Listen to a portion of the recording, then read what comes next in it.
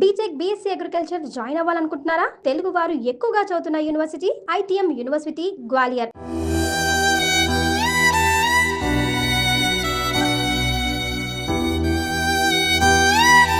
Jubilee Hills MLA Maganti Gopinath ఆకస్మిక మరణం ఇప్పుడు రాజకీయ వర్గాలలో కలకలం రేపుతోంది. ఆయన ఆరోగ్య సమస్యలకు అసలు కారణం ఏమిటన్న దానిపైన ఇప్పుడు చర్చ ఊపందుకుంది. మాగంటి కుటుంబ సభ్యులు బీఆర్ఎస్ నేతల అభిప్రాయం ప్రకారం ఆయన అత్యంత సమీప అనుచరుడు సర్దార్ ఆత్మహత్య చేసుకోవడమే మాగంటి మానసిక స్థితిని తీవ్రంగా దెబ్బతీసిందని చెబుతున్నారు. మాగంటి ఆరోగ్యం క్షీణించడానికి ఆయన అనుచరుడు మొహమ్మద్ సర్దార్ ఆత్మహత్య కారణంగా తెలుస్తోంది. వేధింపుల కారణంగా సర్దార్ తన ఇంటిపై నుంచి దూకి బుధవారం అంటే జూన్ 4వ తేదీన చనిపోయాడు. దీంతో మాగంటి గోపీనాథ్ మనస్తాపం చెందారు. ఆయన అనుచరుడు మరణం మనసును బాగా కలిచివేసింది. గోపీనాథ్కు కుడిభుజంగా ఉంటూ పార్టీ కార్యక్రమాలలో యాక్టివ్గా పనిచేసే వ్యక్తి సర్దార్.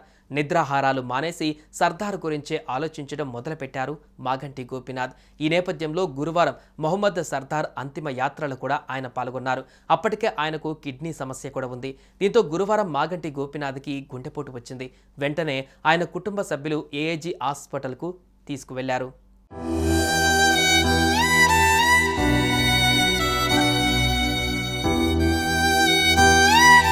ఇక సర్దార్ ఆత్మహత్యకు గల కారణాలను ఒకసారి చూస్తే 100 గజాల స్థలంలో G+1 ఇంటిలో నివాసం ఉండేవారు ఆయన.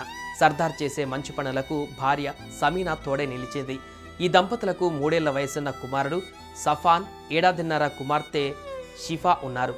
అతని తల్లిదండ్రులు, తమ్ముడు కూడా ఆ ఇంట్లోనే ఉండేవారు. వచ్చే నవంబర్ నెలలో సర్దార్ తమ్ముడు మొహమ్మద్ ఇబ్రహీంకు వివాహం చేయాలని ఏర్పాట్లు చేసుకున్నారు. తమ్ముడికి పెళ్ళైతే ఇల్లు సరిపోదని భావించి మరో 2 అంతస్తులు నిర్మాణం చేపట్టాడు సర్దార్.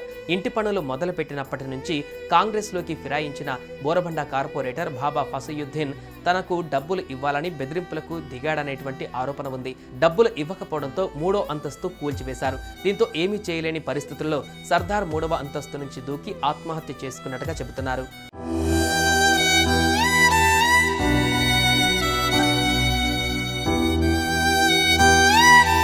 ఇక వారం క్రితం బోరబండలో చోటు చేసుకున్న సంఘటనలో బీఆర్ఎస్ మైనార్టీ నేత సర్దార్ ఆత్మహత్య చేసుకున్నాడు.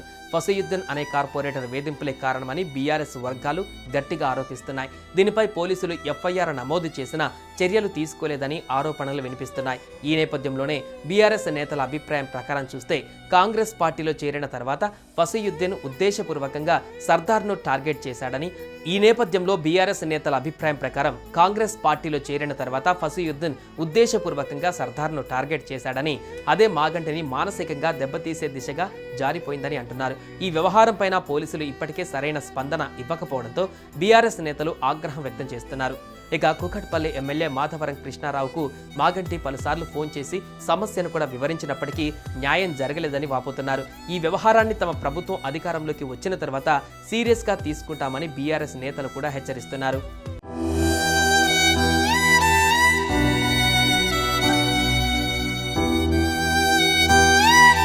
అంతేకాదు మరోవైపు బోరబండ గులాబీ పార్టీ నాయకుడు సర్దార్ మృతి నేపథ్యంలోనే గోపీనాథ్ తీవ్ర మనస్తాపానికి గురయ్యారని ఆవేదన వ్యక్తం చేశారు దాసోజు శ్రవణ్. ఓ కార్పొరేటర్ టార్చర్ భరించలేక తన కుడిభుజమైనటువంటి సర్దార్ ఆత్మహత్య చేసుకున్నాడని గుర్తు చేశారు.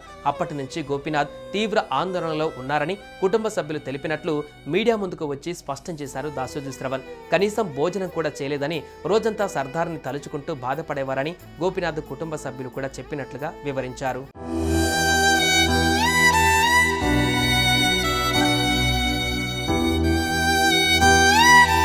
సుమన్ టీవీలో మీ పర్సనల్ అండ్ బిజినెస్ ప్రమోషన్స్ కోసం కింది నెంబర్కి కాంటాక్ట్ చేయండి.